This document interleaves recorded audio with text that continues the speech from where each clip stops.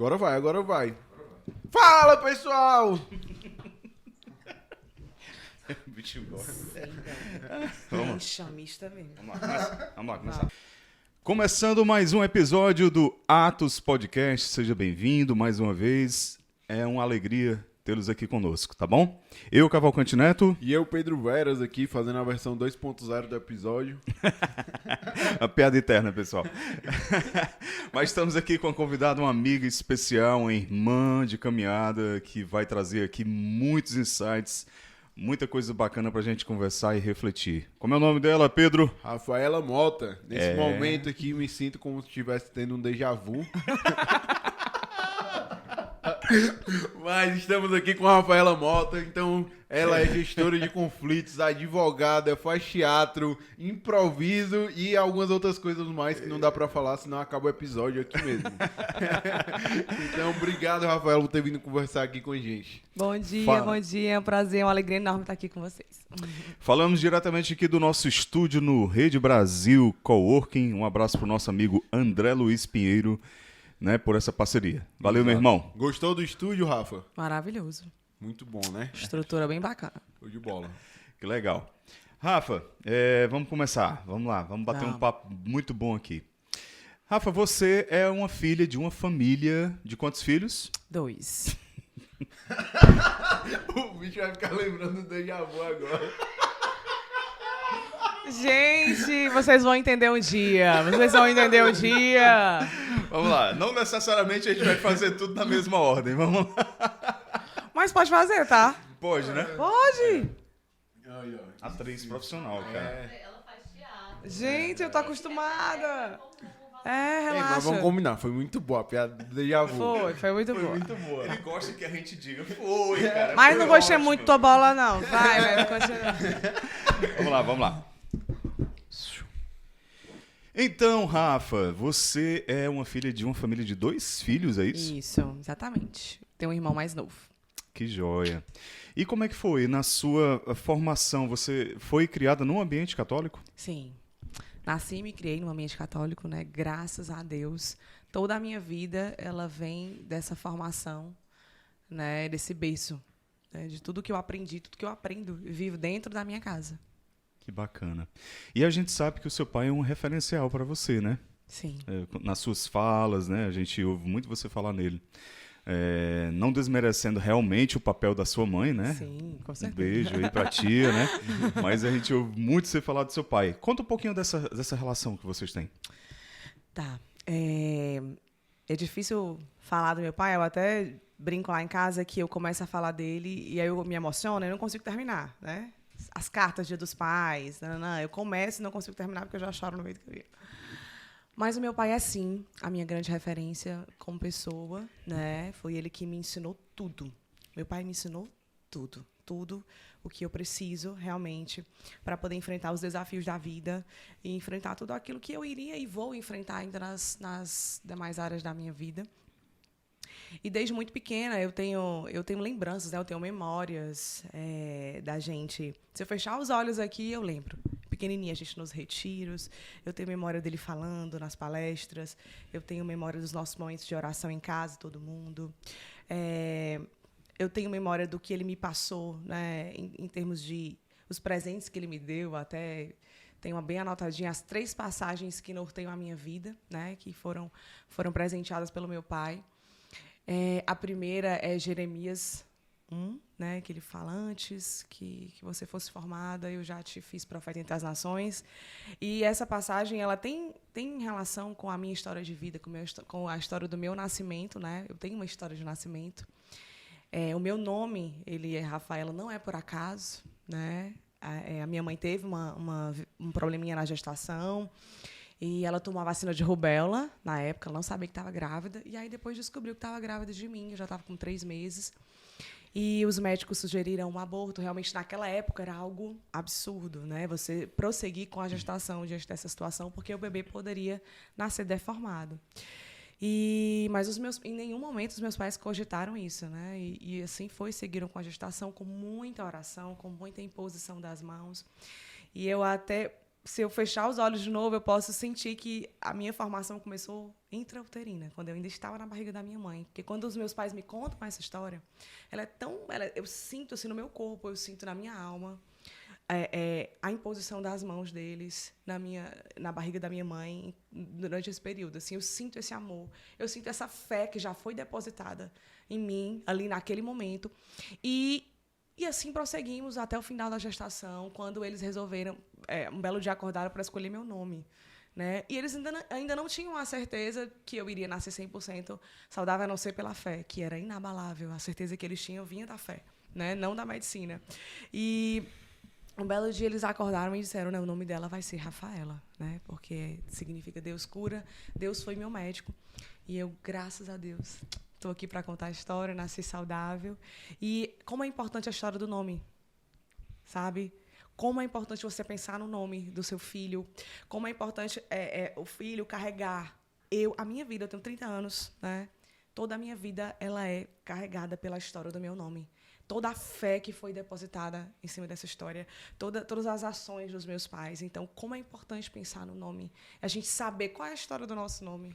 Né? Porque a história do nosso nome norteia toda a nossa vida. Exatamente. Então, a primeira passagem é essa. A segunda passagem que me foi presenteada pelo meu pai foi...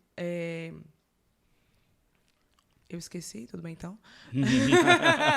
Daqui a pouco lembra? Daqui a pouco eu lembro, mas... Os profetas, né? Não?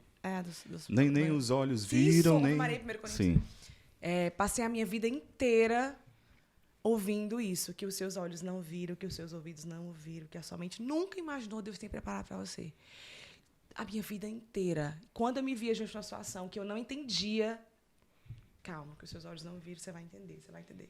E, por fim, a fé, a esperança, o amor, 1 Coríntios 13, que eu recebi nos meus 15 anos, essas 3 palavrinhas, né? E as palavras do meu pai ecoam na minha cabeça até hoje, né? E estão também em todos os momentos da minha vida. As desse ano já incluiu aí a coragem. Cada ano ele incluiu uma palavra no meu aniversário. É o presente que ele me dá. Ano passado foi coragem. E é por isso que meu pai é essa referência, né? Porque ele me ensinou tudo, ele me ensinou o que é mais importante, né? Principalmente a espiritualidade. Eu não sei onde eu estaria. Eu não sei onde eu estaria se não fosse a minha fé, se não fosse o que me foi transmitido pela figura da minha família, dentro da minha casa, durante todos esses anos. Então, te amo, pai. Te amo, mãe. Maravilha. Que testemunho belíssimo, né? E como é fundamental ter essa base, né? Sim. Essa base de amor, de sustentação, né? Para formar uma pessoa sadia, emocionalmente falando, né? Com autoestima elevada, né? Ponto-chave, né? A Rafa tem uma autoestima assim meio baixa, né, Pedro? Olha, mas foi conquistada por longos anos de processo, viu? Não foi assim, não. Foram muitos processos para adquirir essa autoconfiança, né? A gente vai conversar mais aqui ao longo, porque isso chega no momento mais à frente, mas isso sempre foi uma questão para mim. Eu não tinha autoestima, eu não tinha essa autoconfiança. E aí, novamente, meu pai, minha família... Me dizendo o meu valor, dizendo que eu não devo me submeter a qualquer tipo de situação, que você deve amar você primeiro, e nessa medida você vai amar outras pessoas, e por aí vai, sabe? Então, toda essa vivência de ser amada e de saber amar, eu aprendi dentro da minha casa. muito bom mesmo. Rafa, aí o teu crescimento dentro da igreja, a gente sabe que tu tem uma ligação muito forte com a Paróquia de Nazaré, né? Sim, Paróquia de Nazaré. Aí dá... Minha casa. A gente fica até com um ciúmezinho lá, a gente que é de São Vicente, né? Eu consigo me dividir muito bem. Eu consigo estar em vários lugares ao mesmo tempo. Dom José tem que conhecer a Rafaela. Né? Tu é doido. Mas sim, eu nasci em Nazaré, meus pais casaram lá, já serviam lá antes de casar. Casaram lá, e aí eu nasci, fui batizada, depois meu irmão foi batizado lá, primeiro Eucaristia, Crisma, nós dois, e o meu primeiro serviço foi lá, como catequista. Eu primeiro fui monitora do papai de novo aqui na história. Papai era catequista, fui monitora dele, e aí o padre disse, chegou sua hora, você vai assumir a turma. E eu assumi a turma no meio do ano, a turma já estava andando, porque meu pai tinha que assumir outra turma. De repente eu virei catequista. Quantos anos? Eu tinha... Deixa eu me lembrar aqui. Acho que eu tinha 21, mais ou menos. Uhum. E já estava na faculdade, estava entendendo a minha vocação, o meu chamado profissional. Tem tudo a ver com a catequese. Entendi. Aí você entrou na faculdade de Direito, não é isso? Foi. Aí estudei no Farias Brito a vida toda, né?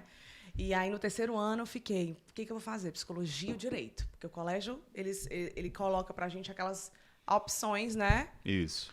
Engenharia, Direito, Psicologia, Medicina, tarará.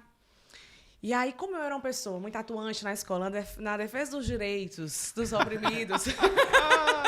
Então, dos alunos. Dos alunos, né? O corpo dos que discente. não tinham voz. Eu ia lá, eu representava lá a coordenação conhecidíssima, toda semana. Aumentou o preço da coxinha. Chama a Rafaela. Pode ir lá. Absurdo. Completo absurdo isso aqui. Não, eu tenho uma história engraçadíssima, mas eu não vou contar. Porque... Vai não, né? Não, eu não vou contar. Mas olha, eu fui brigar por uma Xerox que o colégio estava cobrando. E eu achei um absurdo essa taxa. O colégio, você paga um caríssimo, uma mensalidade, tá cobrando por uma Xerox, por uma folhinha que a gente ia receber. Fui lá na coordenação reclamar. Aí, assim, quando a gente ia na coordenação, os pais eram chamados. Coitados dos meus pais. Toda semana estavam lá, porque eu estava brigando pelos direitos das pessoas. Então, vai ser advogada, com certeza. Vai ser advogada. Então, tomei a decisão baseado nisso, né? No que as pessoas diziam assim, Rafaela, assim, assado, nanã. Eu digo, pois tá bom, pois vamos ver, eu acho que sim. Entrei, né, na faculdade de Direito, fiz Unifor, e tenho, para tudo na minha vida, todos os momentos mais importantes, tem uma história de fé. Nada na minha vida foi óbvio, foi, assim, fácil, foi entregue, assim, nada. Tudo tem uma história, tudo tem a mão de Deus, absolutamente tudo. Eu fiz a prova do vestibular muito doente, da Unifor. Então, realmente, eu fiquei numa classificação muito ruim, porque eu não estava em condições de fazer a prova. E na UFC eu não tinha passado. E aí, tudo bem, me matriculei no cursinho. E saí do Farias Brito, fui para Itá, me matriculei no cursinho. E aí, já estava com minhas apostilas, passo porque sei, já estava com minha blusa, já estava porque eu sou assim, tudo que eu entro de cabeça, eu vou com tudo. Então, eu já tinha entrado aqui naquela nova realidade. Uma semana de aula, a Unifor me liga. Eu estava pegando o Parangaba Náutico, voltando para casa. Um abraço aí pra galera da linha Parangaba Náutico. Estava eu no Parangaba Náutico com minhas apostilas, e aí recebo uma ligação da Unifor, segurando aqui as apostilas, uma loucura. Senhora Rafaela, a gente está ligando aqui para dizer que a sua classificação chegou. Você tem interesse na vaga?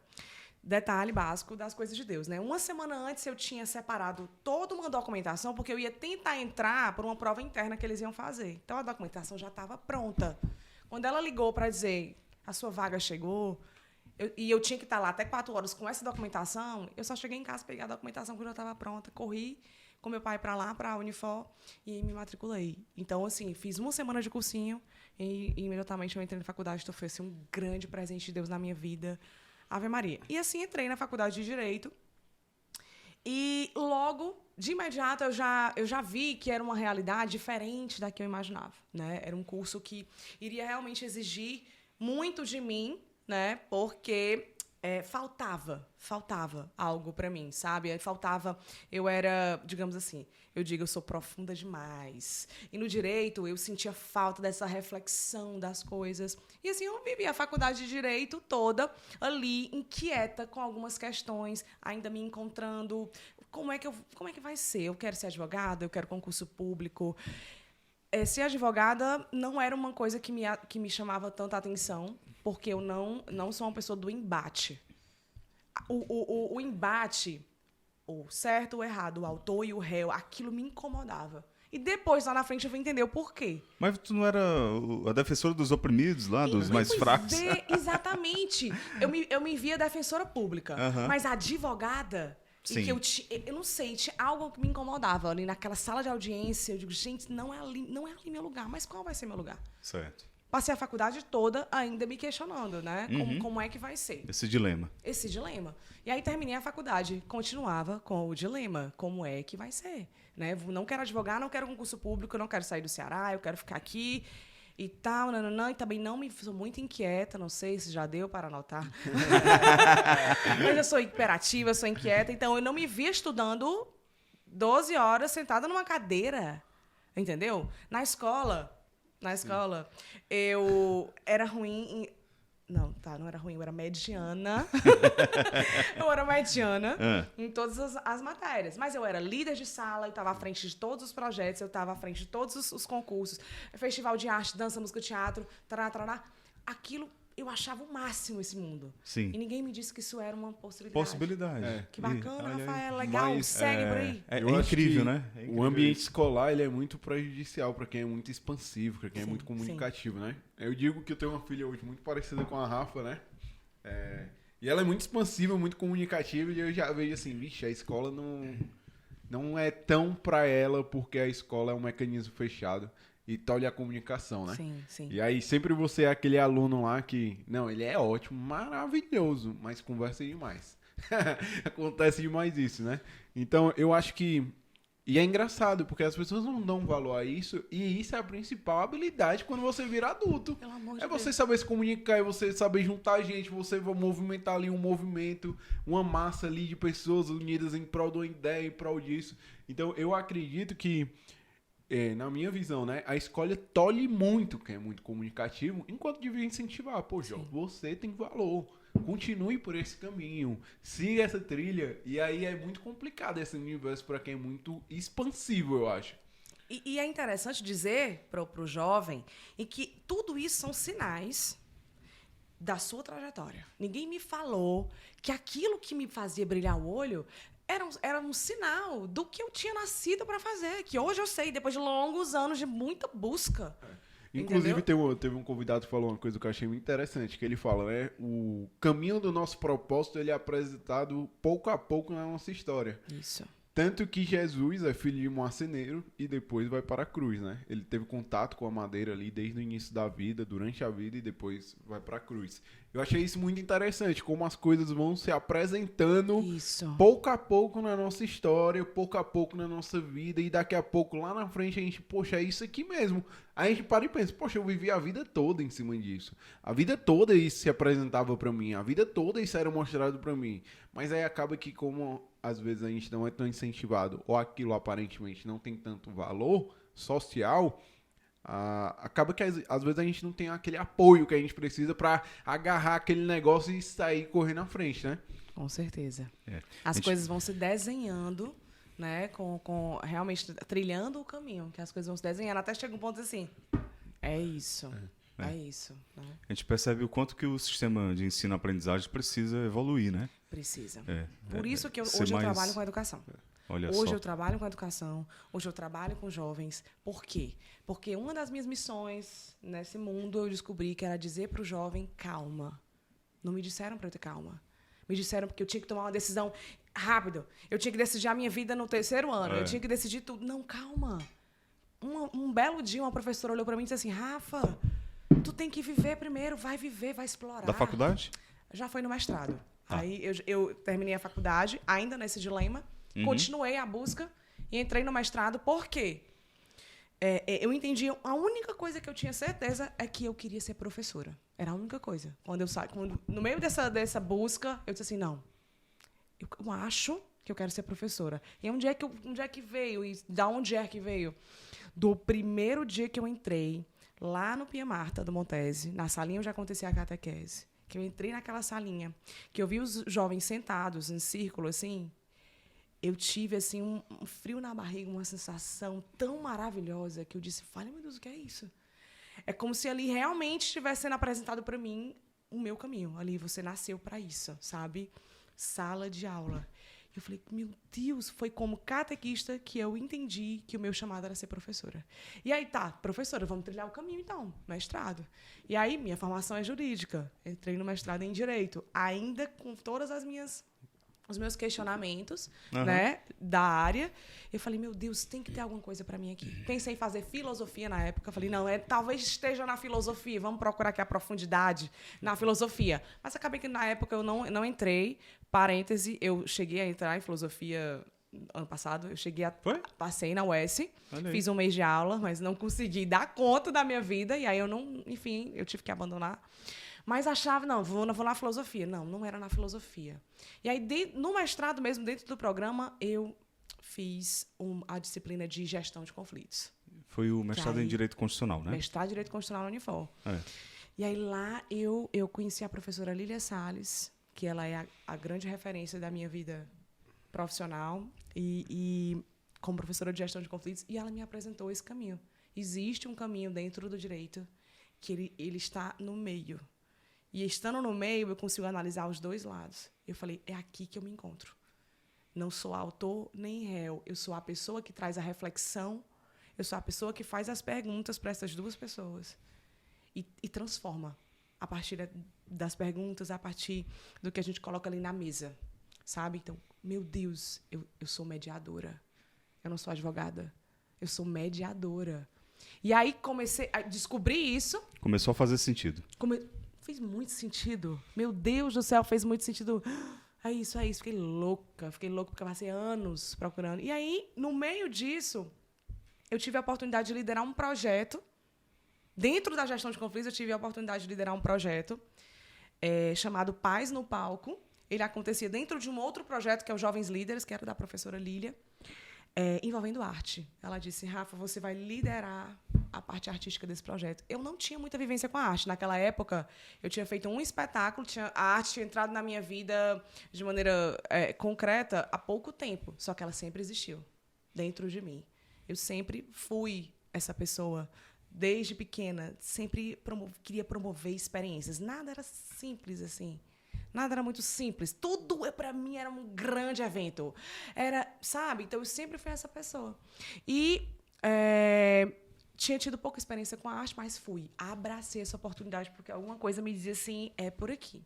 Então, liderei um projeto durante 2 meses e meio. Eram 50 jovens. Nós tínhamos que montar um espetáculo musical. Uma comunidade carente? Eram alunos de escola estadual. Né? Certo. Então, a gente fez essa seleção, 2 escolas, 25 alunos de cada escola. E aí tinha professor de dança, que foi o meu irmão. Né? Meu irmão também trabalha com arte e educação. E aí tinha o diretor artístico e eu era a pessoa que fazia tudo. Né? Eu era faz tudo e tinha as outras pessoas que ajudavam também.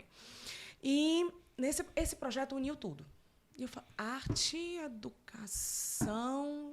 E aí, gestão de conflitos, de repente, as 3 palavras fizeram muito sentido. Só que não na época. Fizemos o projeto, o espetáculo foi a coisa mais linda do mundo e tal, e depois eu precisei de um tempo para digerir. Nesse momento, a professora olhou para mim e disse assim, Rafaela, por que você não escreve sobre isso?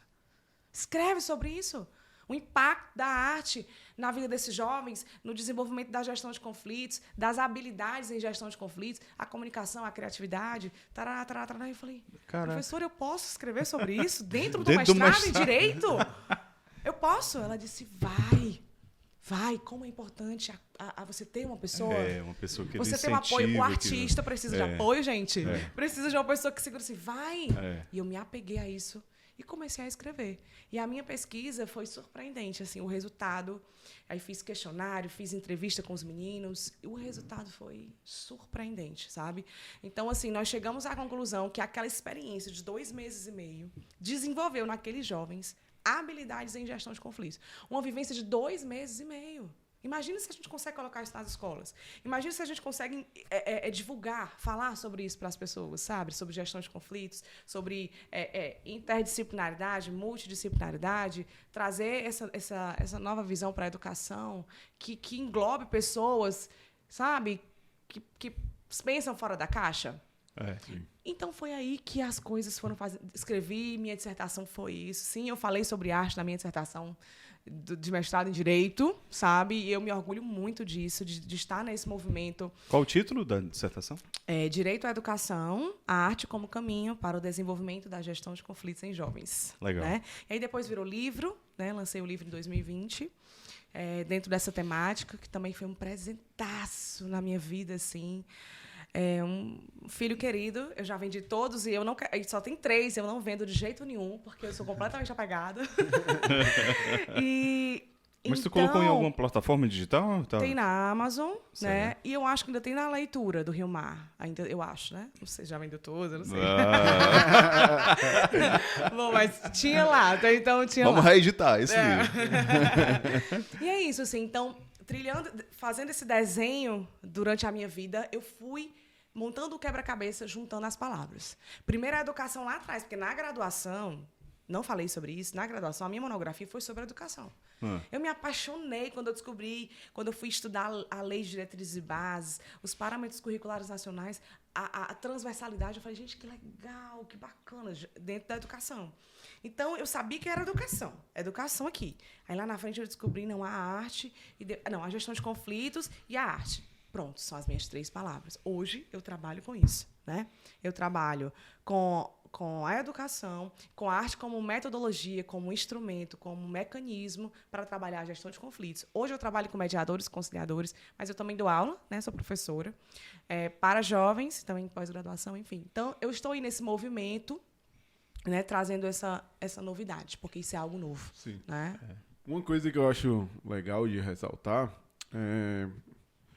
eu conheço a Rafa há bastante tempo, né? Então, acho que faz o quê? Eu não sei quanto tempo faz, não. Mas 2014. 2014. E aí a gente tem boas vivências juntos, até de partilhas, de orações, Sim. de trocar figurinhas e tudo. Mas uma coisa que eu acho legal é que a capacidade que tu teve de fazer o obstáculo virar o caminho. Isso é, inclusive, um título interessantíssimo. Tem um autor que fala sobre isso, que é o Ryan Holiday. O Obstáculo é o Caminho. Inclusive, eu acho que na última conversa eu te indiquei esse livro, inclusive, né? só um minuto anotando agora no bloco de notas. Eu acho que na última conversa que a gente teve, eu te disse esse livro. Foi, eu acho que tá aqui, inclusive.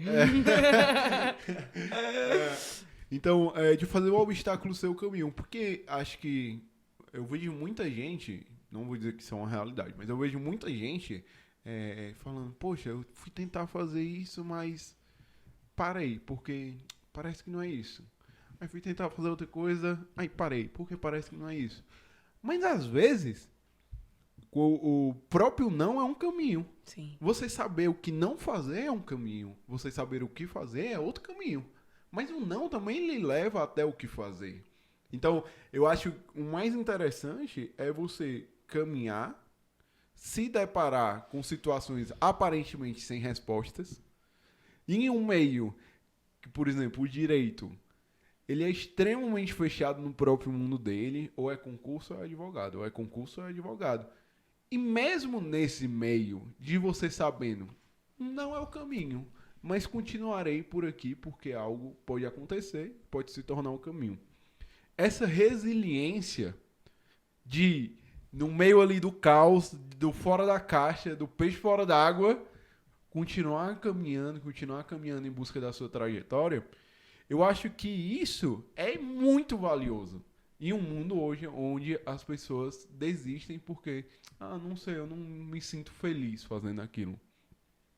E aí eu tenho certeza, quantas e quantas vezes você não se sentiu feliz naquele mundo por não fazer parte dele.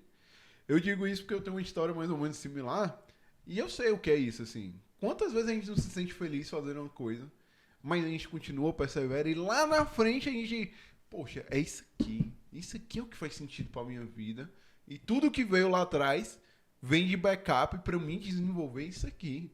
Mas eu só vou descobrir isso se eu perseverar, se eu continuar no caminho ali da resiliência e fazendo do obstáculo o meu caminho, pessoal. Meu caminho, tomando propriedade. Eu escolhi esse caminho, eu trilharei este caminho. Ainda que se mostre várias nuances, por aqui eu caminharei, por aqui eu irei desenvolver aquilo que eu preciso. Incrível. Eu tenho 2 coisas para falar sobre isso. A primeira é que eu sou completamente apaixonada pelo caminho, pela ideia de caminhar. Eu viajo nessa reflexão, porque justamente a minha vida inteira foi tentando entender o meu caminho. Eu me lembro pequena, eu quero saber por que eu vim ao mundo, eu quero saber por que eu nasci, o que Deus quer de mim. E aí, Pedro, no meio do obstáculo, eu te fiz profeta entre as nações. No meio do obstáculo, que os olhos não viram, que o seu coração nunca sentiu, Deus tem preparado para você. Essas vozes ecoaram durante o meu caminho. E foi isso que não me fez parar. Foi a minha fé. Eu realmente até me emociono, porque eu não sei onde eu estaria se não fosse a minha fé. Porque eu sou muito emocional. E a minha fé traz o equilíbrio, sabe? A fé traz essa clareza de entender que o que você está vivendo hoje tem um sentido aqui. O que você está vivendo hoje, calma. Chegar lá na frente, você vai entender. E foi isso que me fez chegar lá na frente. E aí tudo fez sentido, essa é a primeira coisa. A segunda coisa é que eu gosto tanto do caminho, da palavra caminho, de tudo que está por dentro do caminho, que tem caminho no nome do meu título da dissertação, Arte como Caminho, que depois foi para o livro, Arte como Caminho, e virou um projeto. Hoje eu tenho esse projeto, Arte como Caminho, que permeia tudo. E a pessoa que corrigiu a minha dissertação em meu livro, ela mandou mensagem para mim e disse assim, Rafa, seguinte, estava aqui corrigindo, a gente já está terminando, mas tem um fato curioso. Falei, o que foi? Pelo amor de Deus, que eu já estou enlouquecendo aqui com essa história desse livro. Você tem uma palavra de estimação. Né? A palavra caminho aparece 387 vezes dentro do seu texto. E aí... E ela disse assim, eu mudei algumas vezes, mas quase todas fizeram muito sentido o que você estava fazendo. Praticamente uma para cada ano, né? Um para cada dia do ano. Eu não me lembro quantas páginas tem, enfim. Mas isso significa... Isso era maior do que eu. A minha busca pelo caminho, ela estava em tudo que eu fazia. Ela estava além. E aí acabou indo para a escrita também, né? De tão assim forte que é isso dentro de mim, sabe? Eu tive que sim tirar várias palavras do meu livro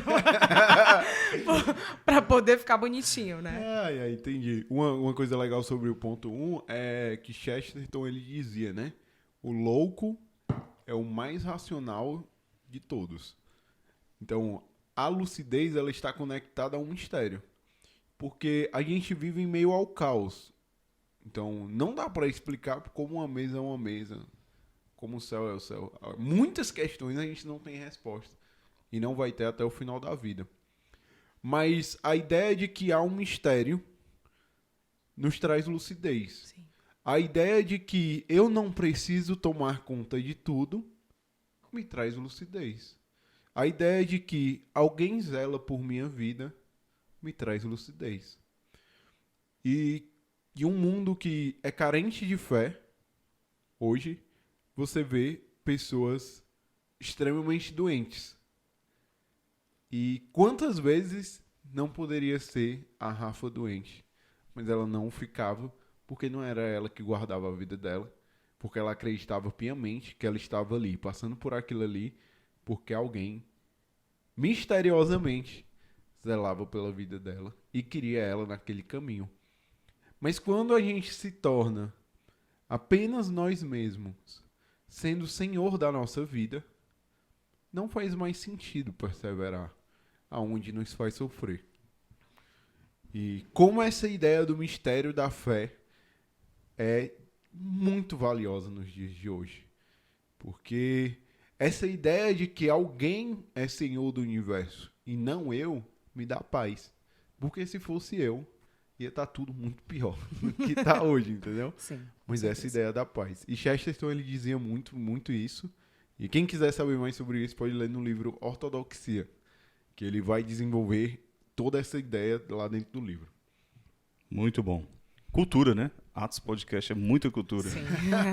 Tem uma reflexão interessante também, que uma vez eu li no rodapé da Bíblia de Jerusalém, tem uma passagem, que eu não me recordo agora qual, mas aí ele dizia lá, no rodapé da Bíblia de Jerusalém, caminhante, o caminho se faz caminhando. É a frase da minha vida, essa daí. Pronto. É essa frase aí. O caminho se desse faz caminhando. jeito. E quantas pessoas ficam paralisadas, e às vezes jovens, né, como a gente estava conversando aqui, porque ainda não tem essa clareza Sim. do que quer para a vida, do propósito, da missão, mas não se coloca a caminho. Fica, e aí, o que é que eu vou fazer? O medo paralisa. O medo paralisa, exatamente. E aí não se dá a oportunidade de vivenciar, de ter as experiências, né? E não percebe que o caminho dela vai ser trilhado quando ela se coloca a caminho e se permite viver, né? Exato. A jornada, aí o né? apoio, aí as pessoas no meio da trajetória que seguram a nossa mão. dá um empurrão. E nós temos que ser essas pessoas. Exatamente. Eu me vi muito nesse lugar. Como eu não tive isso, eu tive que descobrir tudo sozinha. No sentido, eu não tive isso na escola, eu tive isso dentro de casa. Meus pais sempre, descubra. Exatamente. Só que, no fundo, foi um caminho muito solitário. Porque eu tive que realmente ali entender. E aí, pessoas chaves do meio seguravam a minha mão e diziam, vai que eu estou te apoiando. Como é importante. E nós precisamos ser essas pessoas. Para essa juventude, né? Pais, sejam isso para os seus filhos. Os filhos precisam encontrar essa segurança em casa, minha gente. É verdade. Como em casa, muitas vezes, é esse ambiente que o próprio filho não pode ser ele mesmo. Exato. Não pode se desenvolver, sabe? Então, É interessante você ver, por exemplo, tu lembra muito da figura do teu pai.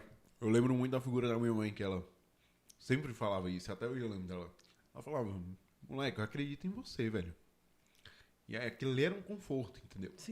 sim. E tá fora, tomar ataque em todo canto, não se adequar ao sistema, não fazer nada. Chegava em casa, alguém acreditava. Sim. Aproveitar aqui que o Pedro tá comendo. Pedro, de onde é esse bolo, Pedro? Casa do bolo. Casa do bolo do nosso amigo Obrigado, Fábio Henrique. Fábio Henrique, eu vou Rafa. comer também. Claro, fazer o merchan aí, né, Rafa? Vamos Olha, lá, eu saí da Rafa. minha dieta aqui, ó. Vai lá, Rafa. Fábio Henrique. Pessoal, Casa do Bolo, nosso parceiro aqui do Atos Podcast. Acompanha aí nas redes sociais. Também você pode fazer o seu pedido pelo iFood. Casa do Bolo, há várias décadas, presente lá na Varjota, rua Dom Joselino. O número eu esqueci, mas você coloca aí no Google Maps, onde for, que você vai descobrir, tá bom? Forte abraço, Fábio, seu Antônio e todo o pessoal lá da Casa do Bolo. Muito bom, né? Esse Luiz Felipe, né, Rafa? Delícia. Viviane Maravilha. Godinho aqui aparecendo, ó. Assessora premium aqui. Prêmio Vai total. completar a garrafa d'água aqui pra gente. O que seria de nós se não fosse a Viviane, né, Pedro? Com certeza seria bem mais bagunçado. Não, mas com certeza. Muito importante essa figura e incentivar os pais a serem isso, né? Sim. Os pais. E eu acho que, na verdade, é o seguinte, porque agora já é nossa vez, né? Sim, Já é nossa vez. E a gente pode fazer diferente, né? Pode com fazer certeza. diferente. Eu que tenho 3 lá em casa, uma já de 22 anos fazendo psicologia. Neto, A tu outra pode de fazer 16. mediações lá, Mediações. Não, conflito de gerações. Um de 22, outro de 16, o outro de 11. né? Complicado, desafiador, viu? Mas uma escola, eu imagino o quanto deve ser uma escola, né? Ali dentro da sua casa. Tu é doido. Rafa, vamos conversar mais sobre, então, gestão de conflitos. Qual a diferença, para a nossa audiência entender, assim, de uma forma mais didática, a diferença entre o juiz, aquele do judiciário, e o gestor de conflitos, o mediador, esses termos técnicos, né? Certo. O mediador, ele é um terceiro imparcial, né? O papel dele é facilitar o diálogo entre as partes, né? Então, ele não vai tomar decisões pelas partes, ele não vai julgar o processo, ele vai criar um ambiente ali. O papel dele, o principal papel do mediador, é promover uma experiência em que as partes se sintam à vontade para falar sobre o que aconteceu, sobre o conflito, sobre a situação. E aí o mediador ele vai usar técnicas, né, em que ele vai estimular as partes a falarem, a conversarem, vai ajudar ali nesse momento, mas de uma maneira imparcial, repito, que é um dos princípios mais importantes, a imparcialidade. E aí, restabelecido esse diálogo, criam-se opções de se resolver esse conflito a partir do restabelecimento do diálogo. Então, o primeiro passo é a comunicação. Tá. Né? Porque, às vezes, essas partes chegam lá sem se falar. Né? O conflito já está num nível muito elevado que as partes não conversam. Nem se olham, né? Nem Um se pro lado, olham. outro pro outro. E aí, o mediador ele consegue estar ali na mesa com essas duas partes, né? Promove esse ambiente e aí ele se constrói um consenso. Ai, Rafaela, mas nós não chegamos num acordo. Tudo bem, nosso principal objetivo não é propriamente o acordo. Às vezes a gente sai sem um acordo, mas as partes voltam a se falar. Volta a se falar. A mediação alcançou o objetivo dela. Já é um avanço, né? Já é um avanço, com certeza. Você falou em imparcialidade. O juiz do judiciário, né, o concursado, o togado, né, que a gente chama também, ele também deve ser imparcial. Sim. Mas aí qual é a diferença pro mediador? Porque o juiz, no final de tudo, é ele que vai dar o veredito. Certo. Né? É ele que vai julgar. Aham. E aqui, as partes é que são os juízes da causa. Certo. Aqui eles que têm autonomia para tomar a decisão. Esse Certo. é a principal diferencial da mediação, né? Certo.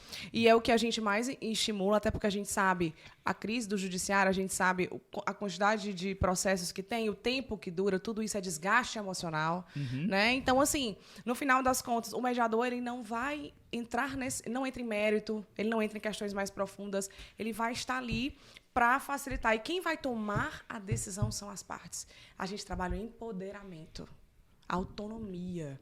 As partes elas vão entender que elas podem resolver os próprios conflitos. Elas não precisam de um juiz, Sim. né? E que às vezes precisam. Às vezes precisa. Tranquilo. Quando a mediação não atingiu, né? Isso, tranquilo. A mediação é um meio adequado.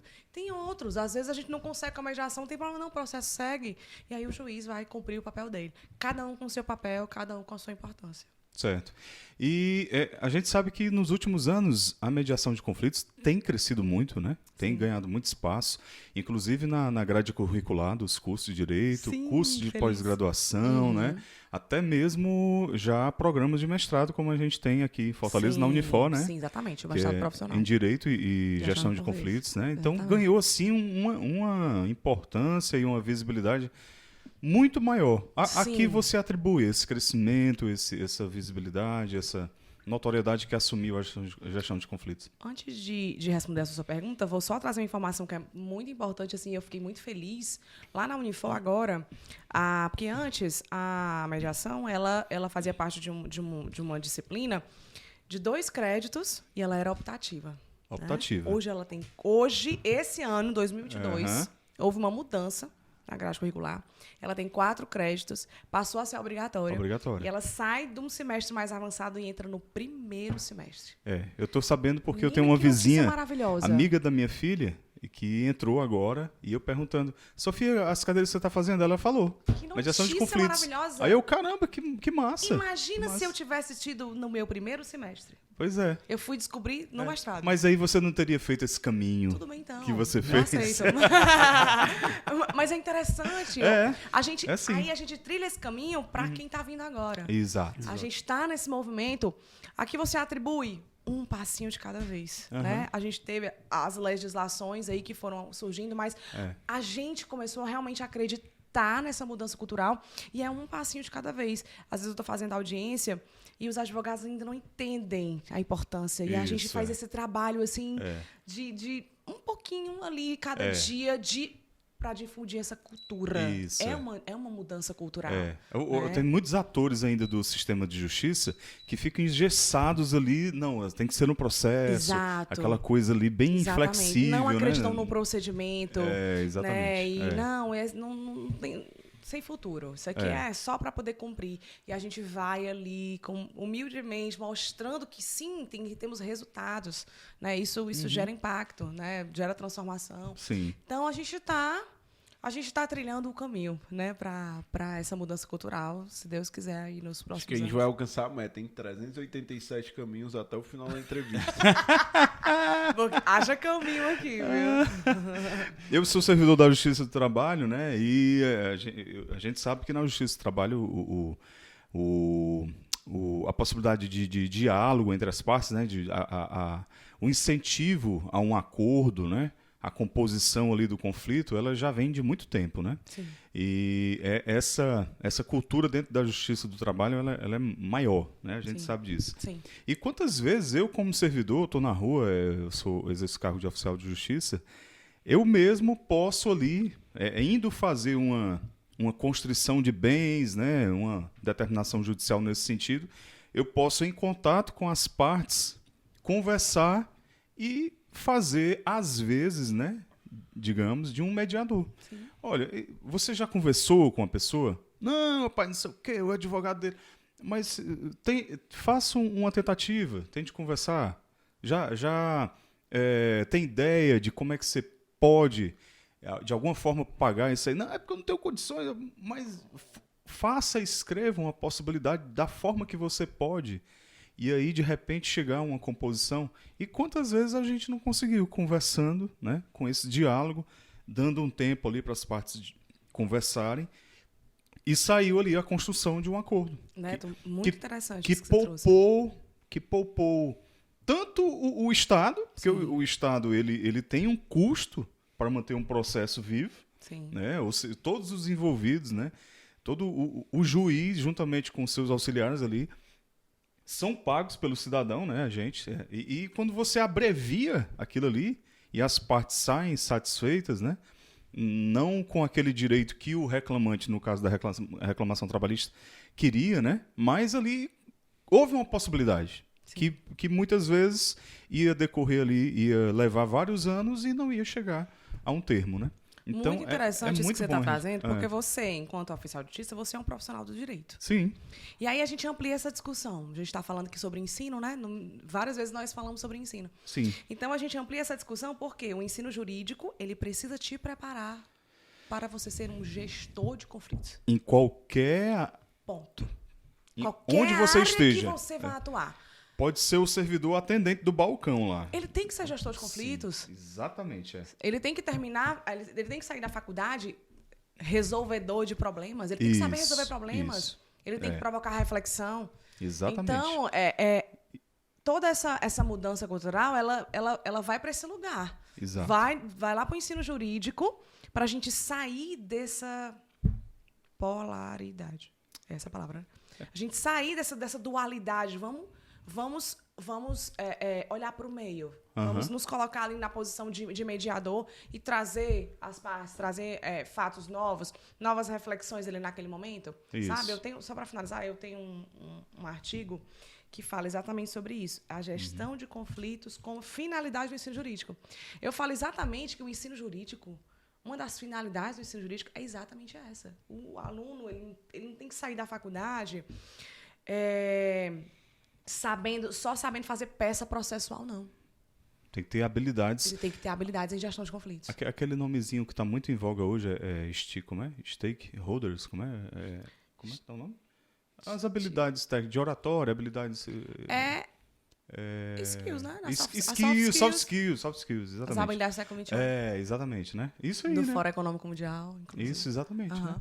E até mesmo a partir das escolas, da escola mesmo, era para ser ensinado isso, né? Exatamente. Aqui, o tempo todo a gente está trazendo essa reflexão, essa abordagem. Exato. Né? Que começa em casa e aí vai para a escola, e aí da escola prepara para a faculdade. Tem que permear. Tudo isso tem que permear um ensino que começa na escola, que também vem em casa, que vai para a faculdade, e aí vai preparando a pessoa para os desafios da fase adulta. Né? Sim. A gente vê também outras ferramentas que estão chegando aí e já até utilizadas no judiciário, como, por exemplo, a constelação familiar. Sim. Né? E até mesmo a arte, né? O teatro. Sim. Existe alguma coisa já nesse sentido? Pronto. Para facilitar essa mediação de conflitos, a gestão dos conflitos? A gente está com um movimento muito bacana. Inclusive, eu faço parte de uma câmara privada, né, o IMEC. Né, a gente lançou agora, inclusive, na semana passada, o Conexus, né, que é um laboratório em gestão de conflitos. E aí, lá no Conexus, o gestor de conflitos, né, de todas as áreas, não só do direito, ele vai vivenciar, né, as mais diversas experiências, dentre elas a arte. Porque a gente acredita que, sim, a gente precisa viver para poder se desenvolver, né, enquanto pessoa, enquanto profissional. Então, a minha pesquisa, que começou lá no mestrado, é sobre arte e gestão de conflitos, toda a minha vivência artística, né? E agora eu estou fazendo um curso de teatro lá no Teatro José de Alencar. Legal. Né? Muito feliz. Comecei esse ano, era uma coisa que eu queria muito e está agregando muito no meu quebra-cabeça da minha vida, no meu desenho. Então, e está muito claro para mim que sim, a gente pode usar o teatro como ferramenta, como metodologia para trabalhar o gestor de conflitos, o mediador e o conciliador, ou uma pessoa que se vê como gestor de conflitos em qualquer área, não precisa ser só do direito. Sim, né? sim. Por quê? Porque a gente trabalha o improviso, né? O mediador, ele senta na mesa, ele não conhece as partes e ele não conhece o que aconteceu. Então, todos os Toma dias... conhecimento ali, na hora. Toma conhecimento na hora. Uhum. Você passa por situações que você, na sua vida, você nunca imaginou. Porque você não sabe. O tempo todo você tem que estar preparado para improvisar. E aí, o que te prepara para improvisar? Viver experiências nas mais diversas áreas do conhecimento. Isso te traz uma bagagem de sensação e você leva isso para a mesa. E eu posso fazer isso com o teatro. O teatro me permite trazer toda essa imaginação e trabalhar nesses mediadores e conciliadores as sensações e eles vão levar para a mesa. Eu antecipo ali o que pode acontecer nas simulações, né, nas dinâmicas, nos jogos teatrais, eu antecipo. E aí o mediador adquire, ele vivencia aquilo desperta nele sensações, e aí ele já leva isso para a mesa de mediação. Que massa, viu? Sabe? A gente tá nesse movimento que começou lá atrás, nessa minha pesquisa, e aí eu estou aí no processo, no caminho. Legal. A constelação familiar, você já teve alguma experiência? Não. Confesso que é uma área que eu tenho muita admiração, inclusive eu tenho uma grande amiga, Raquel Rodrigues, beijo. Uma grande amiga, uma profissional incrível, trabalha com constelação, né, aqui em Fortaleza. E ela está nesse movimento. No Conexus, a gente vai trabalhar a constelação também, mas não é comigo, já é com ela, né?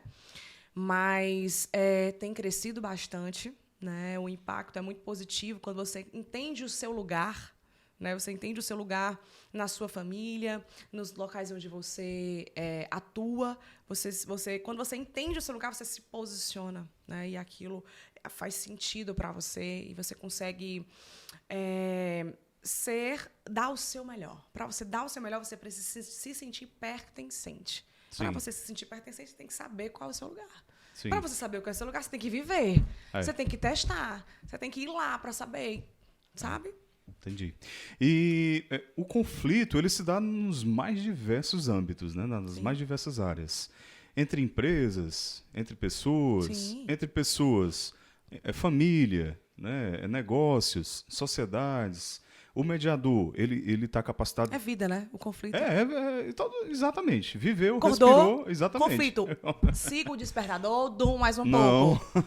Vista essa roupa, vista essa outra. O tempo todo. A gente está o tempo todo ali, sabe, em conflito com algo. E aí o mediador entra em todos esses âmbitos, em todas essas áreas? Só não no despertador, né? Só no despertador. Ele não vai estar lá do lado, não, defendendo o despertador. Hoje a gente tem a mediação em quase todas as áreas. A empresarial é sucesso absoluto. Hoje nós temos grandes escritórios no Brasil que trabalham com mediação empresarial, com mediação familiar. A gente vê um impacto muito positivo em mediação familiar. Sabe, é muito bacana. Eu tô no processo. Eu sou conciliadora, né, no Sejusc Fortaleza, no Fórum Clóvis Bevilacqua. Sou conciliadora judicial, mas tô fazendo a preparação para ser mediadora. Tem uma diferença. Tem uma diferençazinha. De ordem teórica. De ordem teórica. Na prática, o conciliador é mediador, o mediador é conciliador. Mas aí tem todas as preparações do CNJ, né? Você tem que fazer todas as capacitações. E aí eu estou fazendo a capacitação para ser mediadora. E aí tenho que assistir muitas audiências, né? Tenho que assistir 80 horas de audiência. E está sendo muito interessante. E essas primeiras eu estou fazendo enquanto observadora e eu estou encantada, assim. Eu fico lá bem quietinha, só prestando atenção, né? E eu fico impressionada com... Mas sempre nas varas de família? Sempre nas varas de família, né? E aí eu fico encantada com a força que tem a mediação, sabe? Sim. Quando o campo é formado, quando as pessoas entendem que elas podem resolver os conflitos delas ali naquele momento, que elas têm autonomia, que elas podem, propor algo ali naquele momento, que elas podem ser ouvidas. Às vezes a pessoa só quer ser ouvida. Olha, eu já vivi uma situação lá no fórum, quando era presencial, né? Agora tá 100% online ainda, as nossas audiências, né? Ainda? Ainda está online, não tem previsão de voltar. Mas eu fiz todo o meu estágio como conciliadora, eu fiz presencial, graças a Deus. Terminei o meu estágio, Deus de novo. Terminei meu estágio 2 dias antes do lockdown. E aí entramos em lockdown. E aí tem uma história muito interessante, eu vou contar, porque tem a ver com São José. Conte. Eu terminei meu estágio, lockdown. Eu falei, meu Deus, mas eu preciso da minha certificação. Porque vai entrar em lockdown, aí eu quero ser alguma coisa. Pelo menos eu vou ter minha certificação de que eu sou conciliadora. Ser alguma coisa é ótimo. Eu preciso ser conciliadora, tá com o meu certificado aqui, dizendo que eu sou conciliadora. Eu precisava desse certificado. E aí, para sair a certificação, a minha orientadora tinha que analisar tudo. Era um processo muito demorado. E eu estava com medo que a gente ia entrar em quarentena. E aí, dia 19 de março de 2020... Né? 2020, pandemia de 2020, né? Foi. eu fui pra missa de São José, né? Sou muito devota de São José, tarará. E aí, no mesmo dia, a minha orientadora mandou mensagem pra mim. A gente não tem intimidade, ela não sabe da minha vida. Ela mandou mensagem pra mim, ela disse, Rafa, finalizei seu processo. E eu vou te falar uma coisa, você é devota de São José? Eu não falei nada pra ela. Eu disse, sou. Pois eu vou te falar uma coisa, ele não me deixou sossegar enquanto que eu não terminei o seu processo. Oi?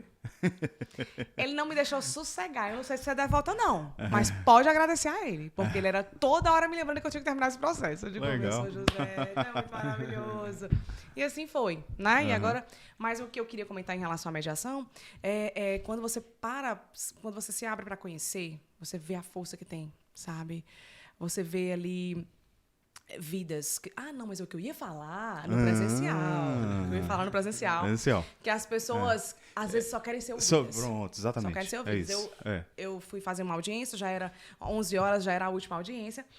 E aí a senhorinha... Você vai falar alguma coisa? Não. O que eu ia dizer é que a pessoa, só pelo fato de colocar pra fora aquilo ali, aí já se desarma, não é isso? Total. E ela nem teve a oportunidade direito de colocar pra fora, porque foi o seguinte, ela chegou 6 horas da manhã, a audiência dela era 11 horas da manhã, então ela já estava esperando por horas. Aí nós entramos na sala, a gente faz parte da nossa técnica, né? A gente faz uma acolhida, né? Oferece uma água, deixa a pessoa bem à vontade. E a advogada sutilmente olhou para mim e disse assim, doutora, só para adiantar, a gente não perder muito tempo, não vai ter acordo. Eu não tinha feito nem a declaração de abertura. Aí eu disse, ai meu Deus, tomara que a senhora não tenha nem escutado o que ela falou. Eu digo, doutora, por gentileza, a gente tem um procedimento, eu gostaria só que a senhora aguardasse a sua hora de falar. E aí eu vou fazer o procedimento inteiro, eu vou ignorar o que ela falou, eu vou fazer o procedimento inteiro, a declaração de abertura, tarará. E aí vou dar a oportunidade para a senhora falar, ela vai falar o tempo que ela quiser. E aí ela falou bonitinho, ela disse que não teve nenhuma proposta de acordo por parte do banco. Tudo bem, finalizamos, não teve acordo, o pessoal foi embora. Aí ela estava ajeitando os documentos dela, ela olhou para mim e disse assim, minha filha, muito obrigada por ter me ouvido. Muito obrigada. Pegou as coisinhas dela e foi embora. Aí eu falei, é sobre isso. Pronto. É sobre isso. É um êxito interno que não tem a ver com propriamente o acordo em si. É algo que é resolvido ali, sabe, internamente. É, verdade. Isso é muita verdade, isso aí, viu? As pessoas precisam ser ouvidas, né? E às vezes no judiciário, assim, a própria formalidade do judiciário, né? E muitas vezes alguma pompa, né? A posição do juiz, né? Às vezes intimida as pessoas. Neto. A gente sabe que tem profissional juízes, né? Eu conheço vários maravilhosos, profissionais excelentes, humanos, né? Que dão a oportunidade ali para a parte se manifestar. Claro, tem um rito a ser seguido, né? Ele não pode fugir daquilo ali, mas tentam ao máximo, na margem de ali, aquela margem que é possível ao juiz, dar aquele ambiente mais amistoso ali na hora, por exemplo, de uma audiência. Mas existem outros que impõem ali um certo ar de, né, superioridade e tudo, e a pessoa fica ali. Se você desse essa oportunidade para a pessoa se manifestar, de repente viria ali informações, viria uma nova visão, né? Um novo ponto de vista que poderia ajudar muito, né? Demais. Tão interessante o que você falou, porque um dos princípios que eu mais assim aprecio na mediação é exatamente o princípio da informalidade. É um princípio que norteia todo o procedimento, que me faz ligar aqui a câmera e dizer assim, bom dia, dona Maria, tudo bom? Como é que a senhora tá? Conte-me aí. Mas o judiciário está nesse caminho, Sim, assim, de fato. devagarzinho, eu acho. É claro que tem que manter ainda a questão da autoridade, do respeito, né? Mas eu acho que ainda tem muita gordura ali que você pode trabalhar em cima, né? Sim. As próprias ordens judiciais, eu como oficial de justiça, né?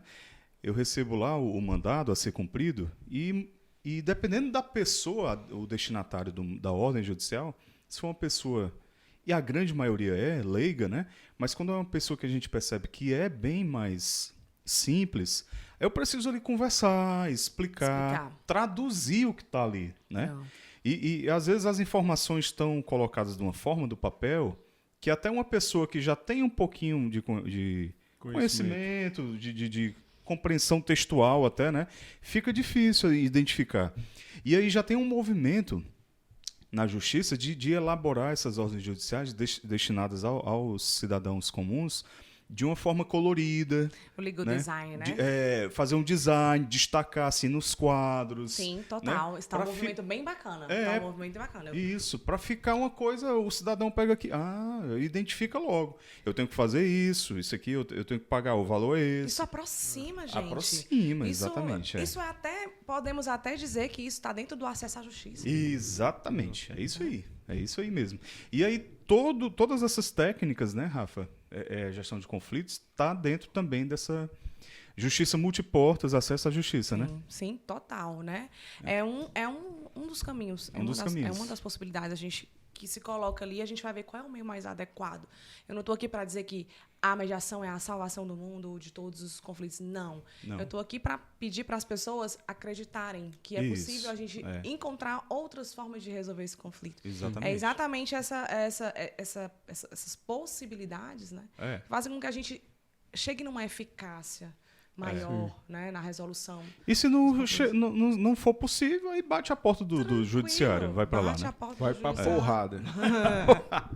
Aí, Rafa, hoje você, assim, digamos assim, já se encontrou ou ainda tá aquela coisinha ainda... Eu me encontrei completamente. Que maravilha, viu? Agora uma pergunta, como é a mediadora em casa? Oi. Dá pra desligar o botãozinho de mediadora ou é sempre mediadora? Eu sou sempre mediadora. Né? Eu não vou negar pra vocês. Porque, na verdade, eu sempre fui assim. Exatamente. Eu só entendi um nome. Pronto, agora eu tenho um nome. Eu sempre fui assim. Sempre fui assim. Volta pra escola, né? Na escola. Demanda, saracento, todo mundo, vamos aqui, tá? Eu era a pessoa que levava essa reflexão. Mas eu também sempre gostei disso. Eu lembro que... Eu também adoro. O Pedro, ele adora. Sentar na mesa de mediação. Eu adoro o conflito. A mediação fica lá fora. Eu adoro o conflito. Sei não. Quando deu assim, um estalo em mim, que eu também tinha esse dom... eu tinha 11, 12 anos, e aí um amigo meu, ele estava vendo um conflito, ali a gente estava jogando ping-pong, muita gente para jogar, né? Aí de vez em quando surgia um conflito. Não, a bola não sei o quê, a bola foi para fora, não, não, daqui a pouco é minha vez, não, você passou na minha frente. Aí um grande amigo meu disse, vamos fazer o seguinte, o Cavalcante, que ele me chama de Cavalcante, né? Ele vai ser o juiz, ele vai observar... Não sei o que, porque... Não, ele é sério, eu confio nele. Aí aquilo ali, cara... Aí eu fiquei, puxa vida... Quando os outros reconhecem você, é aquilo que a gente estava falando antes, né? Dá uma força maior, uma legitimidade, né? Você... Puxa vida. E o que você falou, né? Da sua mãe. Sim, você exato. vai lá. Vai pra cima. Mas uma coisa legal, assim, também, é a ideia de se complementar, né? Então, eu já não tenho nenhum tato para mediar nada, mas o Neto tem. Mas isso é legal, por quê? Porque, inclusive, foi uma coisa que a gente conversou no começo do projeto, né? Que eu falei, eu preciso do Neto. Eu preciso do Neto, que é um cara mais político, que é um cara mais que vai conversar com todas as partes ali, é um cara mais comunicativo, mais expansivo e tudo. E o Neto também precisa de mim, que sou um cara mais diretão, entendeu? Por quê? Porque... um complementa o outro em determinados momentos. É só acertar os momentos ali, né? Então, eu sou muito... O Neto, ele já é muito mais cauteloso com os convidados, muito mais perguntas ali, perguntas aqui. Eu, basicamente, só entro pra complementar ali. E isso é muito interessante pra dinâmica. Então, tipo... E tu cria um ambiente propício para o cancelamento perfeito. Então, isso é muito interessante na dinâmica, assim. Mas de você ver que, beleza, eu não tenho essa habilidade. E não tem problema nenhum em ter. Mas eu vou precisar dessa habilidade. Mas você tem as suas. Exato. Mas eu vou precisar dessa habilidade. Então, poxa, quem tem essa habilidade que eu posso me conectar e vai me ajudar a superar isso? Pronto, o Neto tá aqui, tá entendendo? Então, essa ideia de sermos diferentes e complementares é muito legal, entendeu? Porque você não obrigatoriamente precisa ser como a Rafaela Mota. Você pode ser como eu sou, que sou muito mais direto, que não tem muito... nem mimimi, não tem muito meio termo, entendeu? Ou vai ou racha comigo. Mas, em alguns momentos, não precisa ser assim. Não, você só precisa ser você.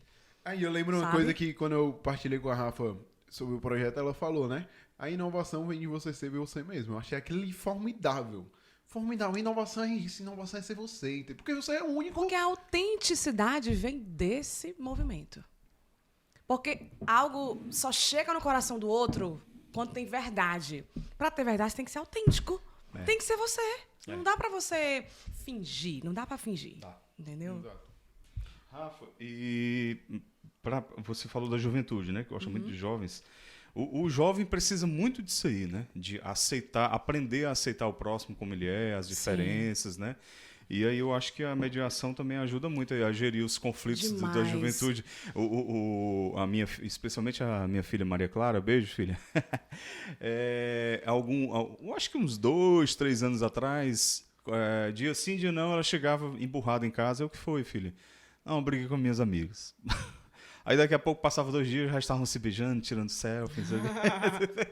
Aí essas diferenças, para eles aprenderem a se respeitar, né? Completamente. Já teve a oportunidade de fazer assim uma roda de conversa com jovens, né? Mediar essas questões? Olha, no primeiro projeto lá, né, no Pais no Palco, foi muito interessante. Neto, olha, muito interessante ver isso. Alinhar a gestão de conflitos, as técnicas, com a arte. Porque a arte, ela conecta. Então, a gente trabalhava... Eles traziam um problema e o problema virava dramaturgia. Então, a gente partia da vida deles, do que eles estavam vivendo. Então, as rodas de conversa eram processos super naturais. Porque aquilo iria virar arte, aquilo iria virar roteiro. As cenas foram criadas a partir dos problemas que eles estavam vivenciando. Que massa isso aí. Né? E aí, isso resolve internamente. Isso gera conexão. Fico toda arrepiada, só quando eu me lembro. Gera conexão. E a gente vivenciou em cima do palco... situações assim impressionantes de acabou, não deu certo entrar a luz, o som não prestou e eles se resolveram lá porque eles disseram, não, nós somos uma família. Aquilo Bacana, gerou viu? a afiliação, não tinha diferença não, a gente quer a mesma coisa. A gente está olhando para o mesmo lugar. Então, a gestão de conflitos, alinhado. Eu estou colocando arte, mas a gente pode colocar outras metodologias, não sei, mas que sejam abertas, né? Que sejam que incentivem cada um dos jovens encontrar o seu lugar individual. Entendi. Ali, naquele lugar, naquele grupo, sabe? Entendi. Então, é muito interessante. É muito interessante. E também aceitar a ideia do conflito. Sim. Do conflito. As coisas não têm ordem, as coisas dão errado, as coisas se perdem, aí você vai e descobre um problema novo. Faz parte da jornada. E aí você vai resolvendo e vai se virando, vai fazendo tudo. Inclusive, isso é uma coisa que eu cobro muito da geração mais nova, que é falar, vocês têm que ter, como o Clóvis falando, tem que ter brilho. Tem que ter tesão na hora de fazer as coisas, entendeu? O que eu falo de tesão? É ter apetite por aquilo, olhar, meu amigo, é isso aqui. Vou pra cima e vou realizar. Acabou, meu amigo, eu vou apanhar, vou fazer tudo, mas é isso aqui, entendeu? Então hoje eu acho que, eu acredito que a gestão de conflitos ajudaria muito a criar esse brilho. Sim. Criar essa ideia de que vai dar errado, irei resolver e vai dar certo depois. Com certeza. Primeiro porque ela trabalha no empoderamento. E aí vem a autonomia, a autoconfiança, né? Então, e o jovem precisa disso. E aí vem a segunda parte. Então, é por isso, porque na gestão de conflitos... Mais perto. Na gestão de conflitos, a gente trabalha o ser humano. Primeiramente. É o ser humano. E aí a gente trabalha o personagem conflito, central, né? A gente trabalha o conflito por essa perspectiva do ser humano. Né? Todas as técnicas é pra gente olhar pra você. Eu te vejo... Eu vejo a tua dor, eu vejo o que você está passando, sabe? Essa conexão e essa afiliação vai transformando o conflito. Sai daquela espiral, que já está na confusão, confusão. E de repente você vê alguma coisa, alguma chave vira. Eu posso fazer isso. Eu posso ir 2 vezes na semana ir na casa da minha filha. Eu acho que dá, acho que eu posso dar um jeito no meu trabalho. É importante, né? Eu visitar a minha filha, no caso das situações de família. De repente a gente vê uma chave virando ali. Sabe? Precisava só de alguém externa, uma reflexão. Alguém de fora, né? Lançar ali uma luz. Uma pergunta. Às vezes é uma pergunta. Perguntas poderosas, né? Perguntas poderosas, exatamente. Que desarmam as pessoas, né? E como a gestão de conflito ajudou a Rafaela? Nossa, o que é mais impressionante e foi que pergunta bacana, Pedro, parabéns. Todas as outras As outras pode tirar aí na edição, mas essa aqui deixa. Não, eu elogiei sua pergunta também, viu, Neto? Eu elogiei sua pergunta também. Olha, o que mais me encanta na gestão de conflitos, eu já falei isso 10 vezes aqui, né? Tudo me encanta na gestão de conflitos, mas é porque ela não está separada da minha vida. Eu entendo que existe uma área que eu preciso me trabalhar antes de sentar na mesa. E isso me encanta, porque eu sou inteira. Do jeito que eu tô aqui com vocês, eu tô na mesa de mediação, eu sou a mesma Rafaela. A mesma Rafaela que eu tô aqui, eu tô em cima do palco. A mesma Rafaela, eu tô na mesa de mediação. É a mesma pessoa, inteira. E a gestão de conflitos, ela me trouxe isso. Essa... Deixa eu ver a melhor palavra. Deixa pra lá. Mas esse pertencimento de entender que ali é o meu lugar, eu não me sinto estranha, eu não me sinto mais deslocada, sabe? Então, a gestão de conflitos na minha vida, ela resolveu primeiro os meus conflitos internos. Fato. E eu entendi, e a beleza do processo é exatamente essa. A gestão de conflitos começa dentro da gente. Fato. Dentro do mediador, dentro do conciliador. Primeiro, ele vive o processo dele. Em seguida, ele vai ajudar as outras pessoas. E isso me encantou, porque eu dizia lá atrás, alguns anos atrás, quando eu estava buscando, eu falei, Deus, eu queria tanto trabalhar com algo que eu pudesse alinhar tudo o que eu acredito. Eu tinha muito essa preocupação. Eu cheguei até a dizer, quando eu era muito jovem, assim, eu acho que eu não vou trabalhar no trabalho formal, acho que eu vou ser missionária. Porque eu não sei, eu não me encaixo nesse formato. Eu queria muito trabalhar com algo que eu pudesse ser a Rafaela, que é a mesma Rafaela da igreja, é a mesma Rafaela dentro de casa. Eu queria ser a mesma pessoa. E eu sentia que, por exemplo, enquanto advogada, em muitos momentos eu tinha a impressão que eu iria ter que ir além daquilo que eu acredito muitas vezes por conta do meio. E eu falava, Deus, eu queria tanto trabalhar com algo que eu conseguisse alinhar espiritualidade, tarará, tudo. Eu encontrei na gestão de conflitos. Consigo alinhar, tá tudo conectado, não tá nada separado. Tudo que eu sou... Por inteira, né? Por inteira. Lá. E eu falei, pronto, vou ficar por aqui. Legal. Que massa, que massa. Rafa, e hoje você tá na IMEC, né? Pronto, hoje eu... É na ou é no? É um instituto, é? É, Instituto de Mediação e Conciliação do Ceará. Tá. Eu, atualmente... Aliás, o time lá é todo feminino, né? Que eu já vi nas fotos de vocês. Exatamente, a maioria. Só o nosso querido Helder, que é o Bendito Sois. Ele, Ah, tem o Helder agora, tá certo, tá certo. Mas eu sou conciliadora, né, lá no Sejusc, né, Fortaleza, estou preparando para ser mediadora. E a gente está nesse movimento do IMEC, né, com Conexos. Vai ter a mentoria também. Vai ter a mentoria, vão ter outros movimentos. Então, eu estou também como professora no Faz Carreira. O Faz Carreira trabalha com jovens. Legal.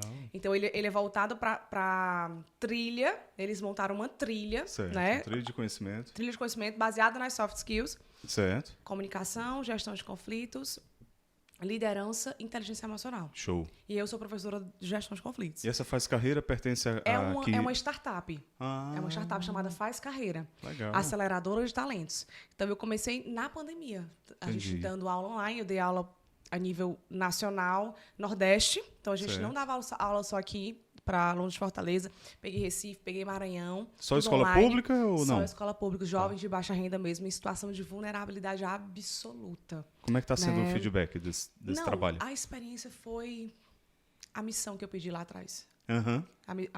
Eu quero ser missionária. Sim. Então, eu entendo essa minha questão de missionária dentro do que eu faço hoje. Muito bom. Então, quando eu me vejo professora de gestão de conflitos para jovens em situação de vulnerabilidade, eu entendo que é a minha missão. Sim. Eu dou aula para meninas de 16 anos que estão amamentando ali na hora da aula.